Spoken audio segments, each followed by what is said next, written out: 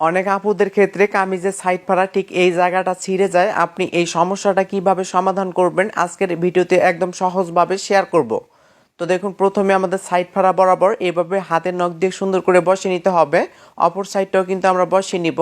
এরপরে জামার পাটটা কিন্তু আমরা সুন্দর করে বসিয়ে নিব। এখানে সাইড ফাড়া সেলাই বরাবর আমাদেরকে একটা মার্জিন করে নিতে হবে। এই মার্জিন বরাবর আমাদেরকে কিন্তু একটা সাপোর্ট ব্যবহার করতে হবে। তো সাপোর্টটা কিভাবে আমাদেরকে সঠিক নিয়মে সেটিং করতে হবে আপনারা একটু ভালোভাবে খেয়াল করবেন। প্রথমে জামার পাটটা কিন্তু আমরা সিঙ্গেল করে নিব।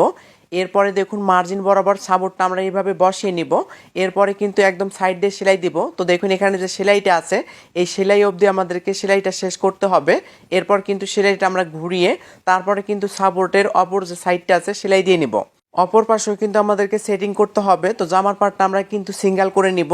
এরপরে সাপোর্টের সাইডে সেলাই দেওয়ার পরে মাঝখানে আবারও কিন্তু আমরা ঘুরিয়ে দু সাইডে সেলাই দিয়ে নিব। তো দেখুন, এ পাশে দেখা যাবে না। আর সাপোর্টটা যখন আপনি ব্যবহার করবেন কোনোভাবে কিন্তু টানলে আর ছিঁড়বে না।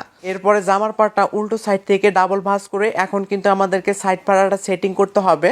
নর্মালভাবে যেভাবে আমরা সাইড ফাড়াগুলো সেটিং করে থাকি একইভাবে কিন্তু আমাদেরকে সেটিং করতে হবে। তো আপনি এই সাপোর্টটা ব্যবহার করবেন, কোনোভাবেই আপনাদের কিন্তু টানাটানি করলেও কিন্তু আর পরবর্তীতে ছিঁড়ে যাবে না। আশা করি ভিডিওটি আপনাদের কাছে ভালো লাগছে। ভালো লাগলে লাইক, কমেন্ট, শেয়ার করবেন।